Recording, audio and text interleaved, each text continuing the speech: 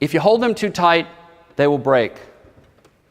Parents can only give good advice or put them on the right paths, but the final forming of a person's character lies in their own hands. It is so true that how much time do we spend with our kids every day compared to their day? How much time are we going to spend in their life overall, right? A couple hours as they get older, a couple hours a week you might see them. When they're younger, they're at school for 8 hours a day. You're at work 8 hours a day. You come home, you have an hour or two with them, they go to sleep. You got to learn to build the right values and behaviors and pillars of values in your children, but you got to learn to let go. You got to learn to realize you've got to trust them to do the things they have to do.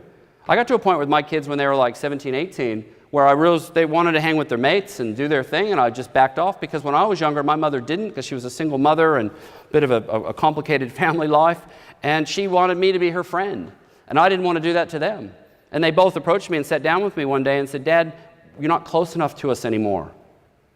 And I said, "Well, you know, what do you mean? I'm just trying to give you space." They said, "You're giving us too much space.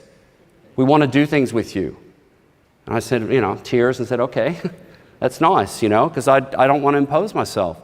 It's hard to know because these kids just keep changing. The space you give a 5-year-old is different than the space you have to give an 8-year-old and a 12-year-old and a 15-year-old. But if you give them too much space, you lose that influence on them. And don't accept for a minute the bullshit that people want to provide to you that the most significant influences in their life are their friends. You're the most significant influencer in their life, and don't ever let go of that. I still am for my children. They call me about everything, all the major things they want to do. They want to bounce off me. Pam, my stepdaughter in New York, we talk all the time about challenges she has at work and challenges about getting which job she should take and all sorts of things. Be their advisor. Be there for them, but don't smother them. Let them know that you're there. As they get older, and I've started to treat them from about 18 as a friend rather than I'm their parent. I don't tell them what to do. I provide guidance and support and coaching as they ask for it. And sometimes I offer it. When I left Landon after the wedding in London, I sat him down and I said, I love what you're doing, I love all your progress, but I want to talk to you about 5 things. He said, "Okay, let's do it." And I went through 5 things that I think he should improve on. I didn't tell him he had to, I just offered my suggestions because I'm still his mentor, I'm still his coach.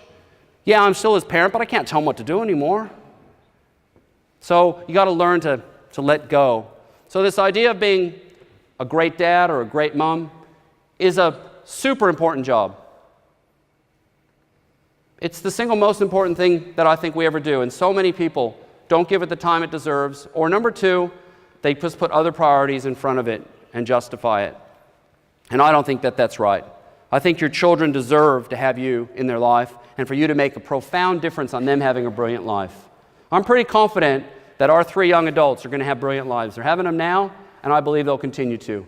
They've got great foundations, and we're still working on the teenager, getting him through, but the other 3 are there. They're all doing great things as young adults, living overseas, going overseas, finding jobs, having careers, finding partners, doing really, really well. And that's because of that foundation that I believe we gave them.